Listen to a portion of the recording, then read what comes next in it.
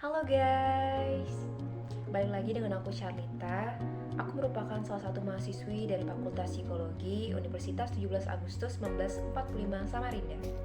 Jadi di videoku kali ini, aku akan membahas satu materi yang cukup menarik untuk aku dan teman-teman sama-sama ketahui. Jadi di videoku kali ini, aku akan membawakan materi yang berjudul persamaan dan perbedaan konsep emosi antara budaya. Cukup menarik bukan? Jadi tonton terus ya videonya sampai akhir.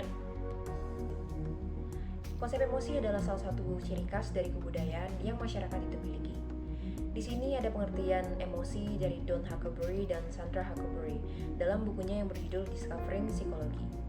Emosi adalah kondisi psikologis yang kompleks yang mencakup 3 komponen yang berbeda, yaitu pengalaman subjektif, respon psikologis, dan juga respon perilaku atau ekspresif. Jadi di sini aku akan ngejelasin tentang pengalaman subjektif, respon psikologis, dan juga respon perilaku.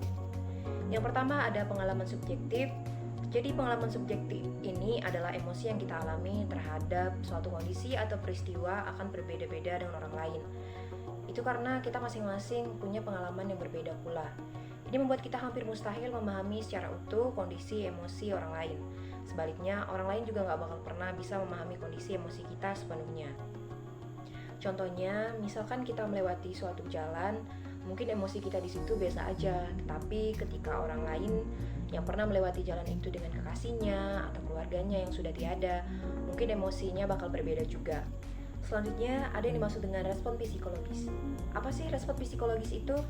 Jadi, respon psikologis itu adalah bagaimana fisik kita bereaksi saat mengalami emosi. Pernah nggak sih merasa jantung kita berdebar saat kita marah?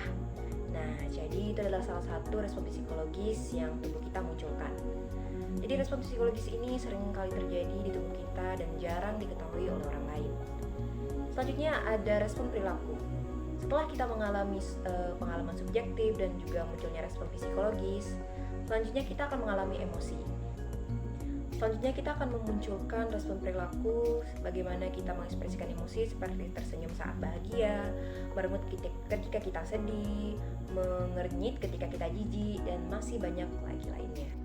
Mungkin teman-teman penasaran, ada nggak sih suku-suku di dunia ini yang tidak memiliki konsep emosi atau tidak mengenal apa itu konsep emosi? Jadi di sini ada penelitian dari Brendan Brasher pada tahun 1998. Mereka mempelajari konsep depresi pada 8 budaya, seperti Indonesia, Jepang, Korea, Spanyol, dan juga Siales. Yang dilihat dari kebudayaan tersebut adalah kosakata mengenai emosi. Jadi hasil penelitian dari 8 budaya dan juga 8 bahasa tersebut memiliki kosakata yang merujuk pada makna emosi, sehingga dapat disimpulkan bahwa setiap kebudayaan itu memiliki konsep emosinya masing-masing. Namun ternyata tidak semua kebudayaan itu memiliki konsep mengenai emosi. Studi pertama yang membuktikan hal tersebut adalah yang dilakukan oleh Russell pada tahun 1991 yang mencatat bahwa tidak semua budaya itu memiliki kosakata yang bermakna emosi.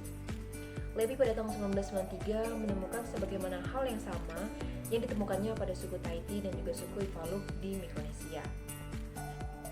Selanjutnya ada laporan dari Gerber pada tahun 1975 dalam Matsumoto 1993. Tidak adanya kosakata yang bermakna emosi atau persamaan subjektif pada suku Samoa, namun adanya kosakata Lagona yang diartikan sebagai perasaan atau feeling dan sekaligus sensasi atau peninderaan akan sesuatu. Jadi ketidakadaan kosakata yang bermakna emosi pada kedua suku tersebut, yaitu suku Tahiti dan juga Ivaluk, serta hanya ada satu kosakata untuk 2 emosi pada suku Samoa di atas, dijadikan bukti bahwa asumsi di atas itu tidak menjelaskan bahwa tidak semua suku ataupun budaya itu memiliki konsep emosi yang sama. Jadi yang kita ketahui bahwa setiap kebudayaan atau setiap suku itu memiliki konsep emosinya masing-masing atau memiliki konsep emosi yang berbeda-beda. Jadi guys, itu aja penjelasan materi pada video kali ini. Semoga di video kali ini dapat membantu menambah wawasan teman-teman dalam mengenal perbedaan dan persamaan konsep emosi antara budaya. Sampai ketemu lagi, bye-bye!